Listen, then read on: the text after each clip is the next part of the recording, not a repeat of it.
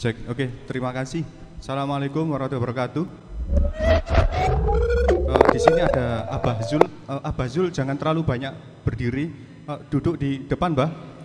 Tadi soalnya saya yang membawa beliau ke sini sudah pamit ke istrinya. Kalau agak sakit, agak ke depan gitu.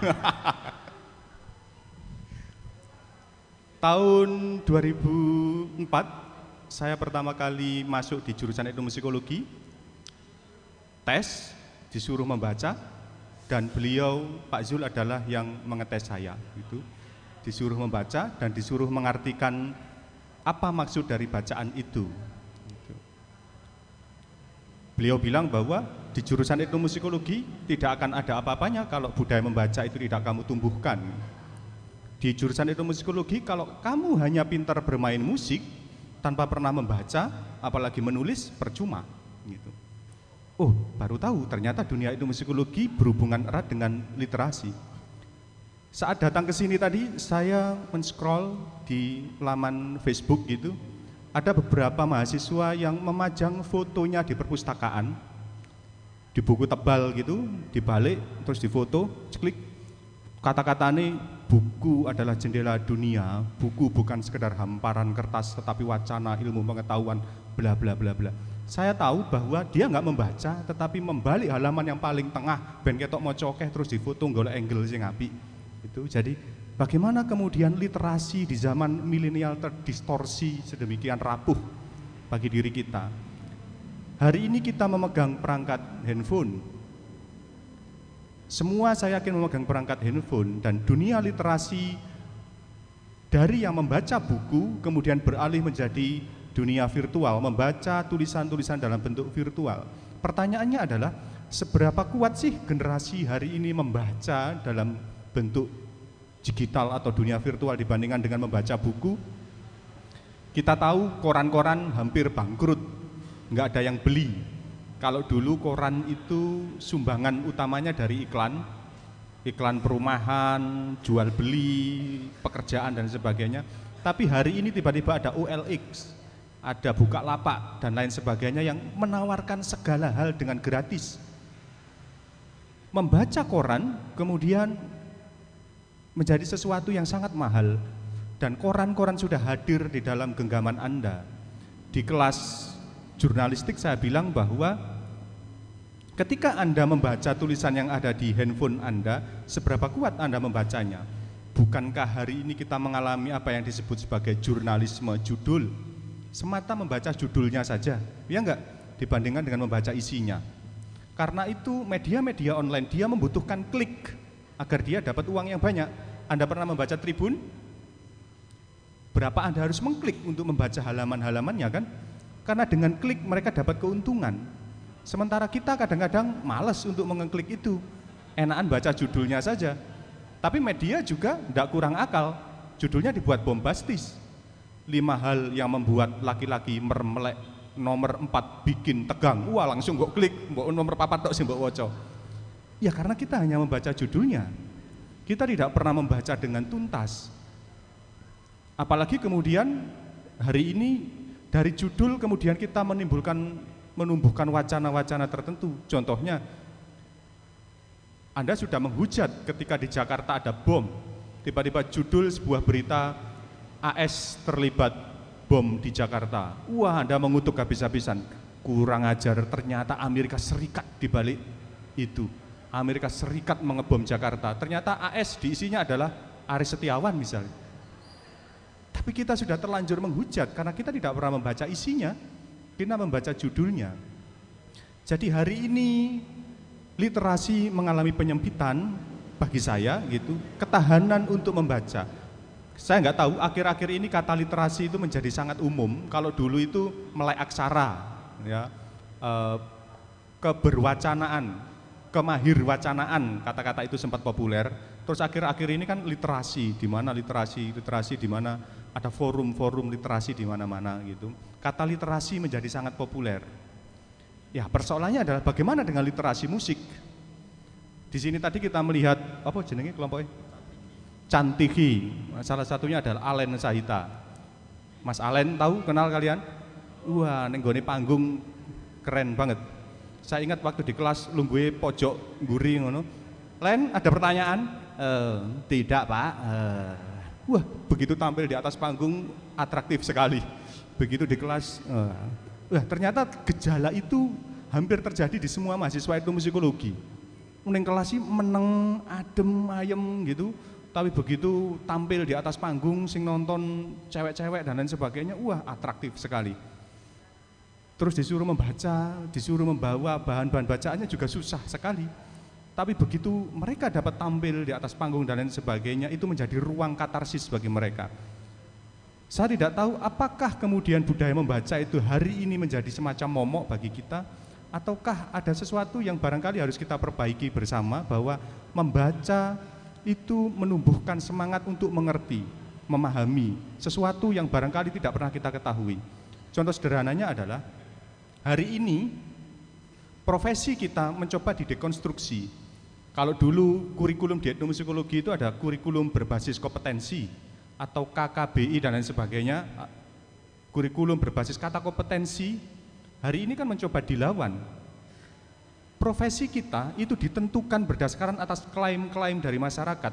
Di KTP kita kemudian dilegalkan, dilembagakan profesi sebagai PNS, guru, apalagi petani, pegawai pabrik dan lain sebagainya. Tapi hari ini kan kita mendobrak kelaziman itu, tiba-tiba muncul YouTuber. Nggak ada di kolom KTP YouTuber. Terus tiba-tiba muncul gamer misalnya. Nggak ada. Karena kompetensi hari ini ditentukan dari kapabilitas kita, ditentukan dari diri kita sendiri yang menentukan, bukan berdasarkan atas klaim-klaim dari masyarakat. Anda sebagai guru atau sebagai dosen, saya tidak dua-duanya, saya adalah YouTuber misalnya. Mereka nggak tahu apa itu YouTuber. YouTuber adalah sebuah kapabilitas dari dalam diri kita yang mendobrak pembakuan kompetensi itu. Dan mereka tidak akan menemukan ruang itu tanpa pernah membaca, tanpa pernah menyiasati persoalan zaman. Mau main-main dolanan YouTube saja tiba-tiba gajinya banyak banget. Main game saja banyak banget. Nah persoalannya bagaimana dalam konteks musik? Hari ini masih pentingkah kita menonton musik dikala musik itu sudah bisa kita lihat di dalam handphone kita? Masih pentingkah kita menghadiri konser sono seni ensemble, etno ensemble dan sebagainya dikala mereka sudah ada di sini? Bisa kita lihat di dunia virtual, di YouTube misalnya. Hal-hal seperti itu yang barangkali akan berpengaruh banyak kepada diri kita, terutama di dunia literasi.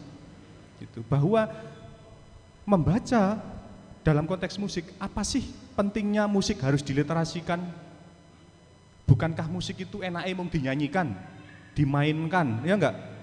Wah, terus dilakukan bareng-bareng. Kenapa musik harus dituliskan? Kenapa musik harus dituliskan? Kenapa harus ada jurusan etnomusikologi yang menuliskan musik? Wong musik itu enaknya dimainkan kok, musik itu enaknya untuk dilakukan, untuk ditepuk tangan bareng gitu. Karena dengan menuliskan musik, kita mendapatkan sesuatu yang tidak dimiliki oleh bunyi. Dengan menuliskan musik, kita mendapatkan sesuatu yang tidak dimiliki oleh suara yang di depan kita itu.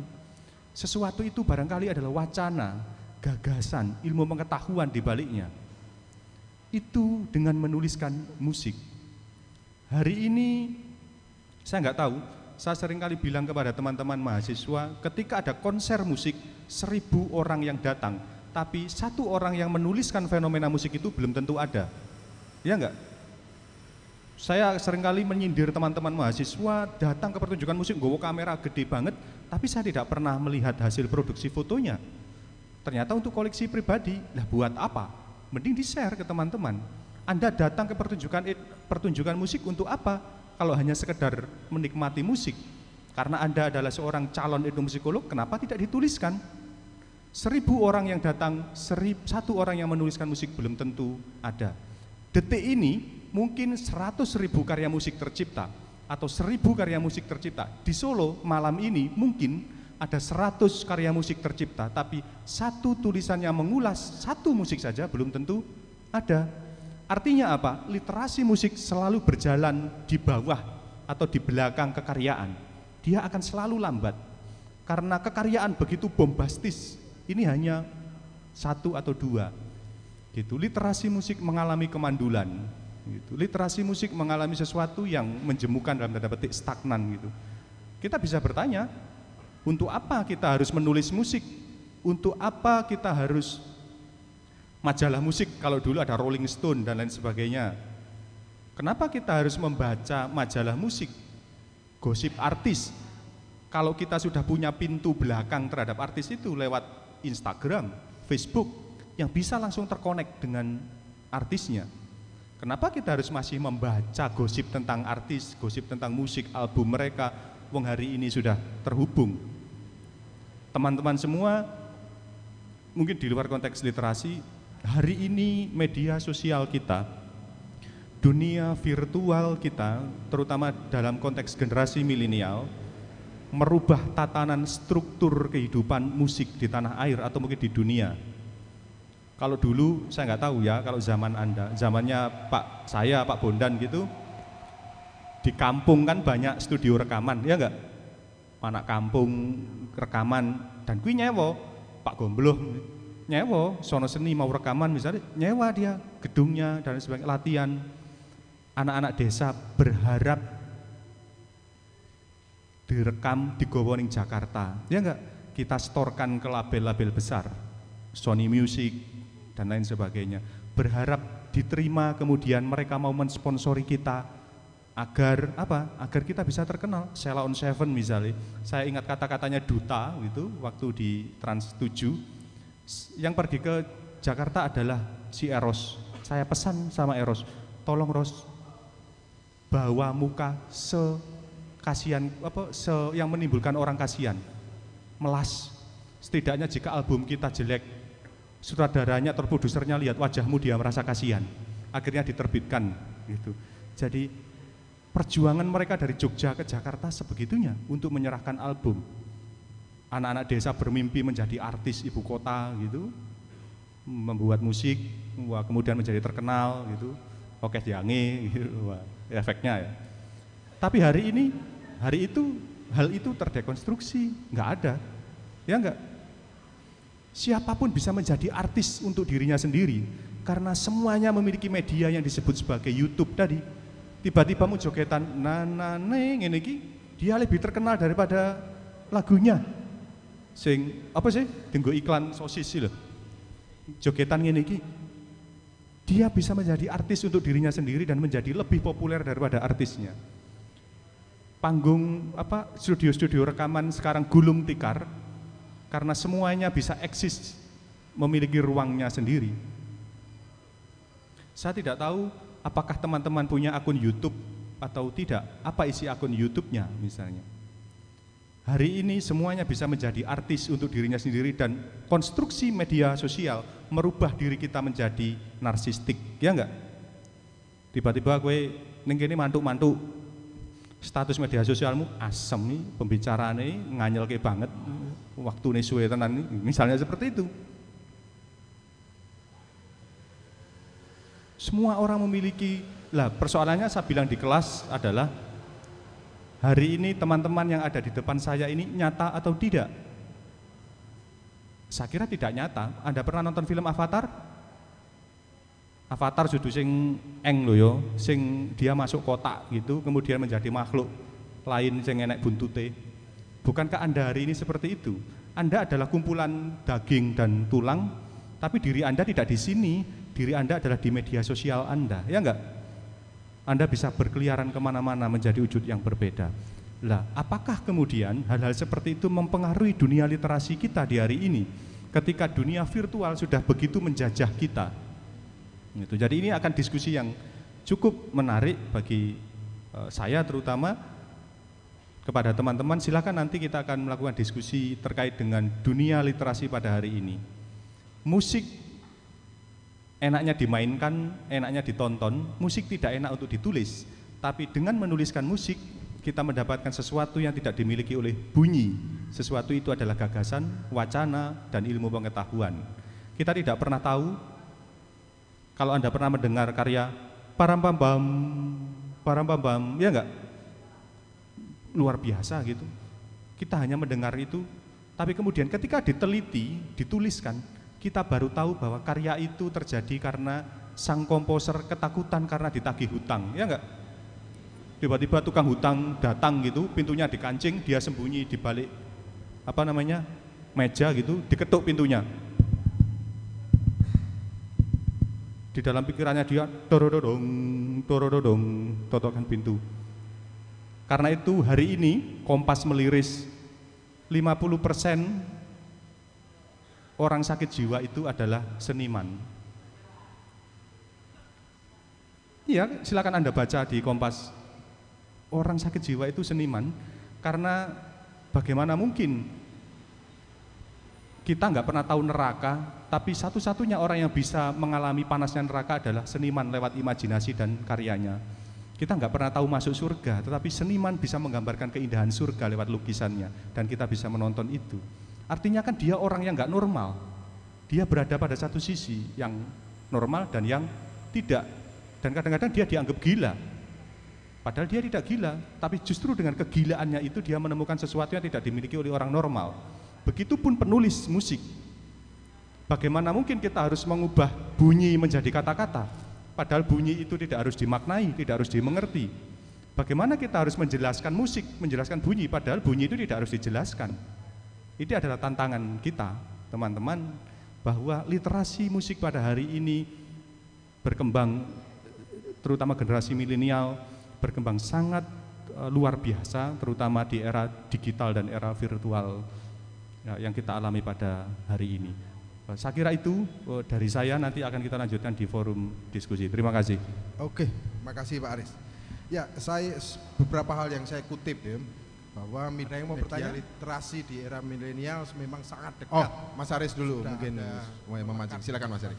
Tahun waktu Jokowi menjabat sebagai presiden di periode awal ya, Menteri Agama kala itu Lukman Hakim, di istana gitu ada perayaan Maulid Nabi kalau nggak salah ya, atau apa saya lupa, ada pembacaan Al-Quran menggunakan tembang Jawa ya nggak, nada pelok atau selindro gitu, kemudian menjadi polemik di masyarakat. Bagaimana mungkin moco Al-Quran nganggo nada pelok apa selindro. Kemudian harian Solo Pos, mimbar gagasan mahasiswa itu ramai sekali, anak UMS menulis di situ bahwa itu tidak patut karena membaca Al-Quran itu ada bayati dan sebagainya, ada hukum-hukumnya gitu.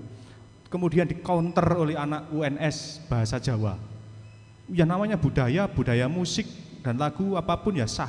Kemudian di-counter lagi oleh anak UMS tentang dalil-dalil keagamaan, di-counter lagi oleh anak UNS sastra Jawa tentang persoalan kedaerahan atau kebudayaan, di-counter lagi UMS. Anak isi yang berada di tengah-tengah menjadi penonton sepak bola, ya bola dioper ke UMS, habis itu diloper ke UNS, sayang sekali UNS tidak bisa menjawab dengan baik, dioper lagi ke UMS, yang harusnya adalah bagian kita yang menuliskan kan.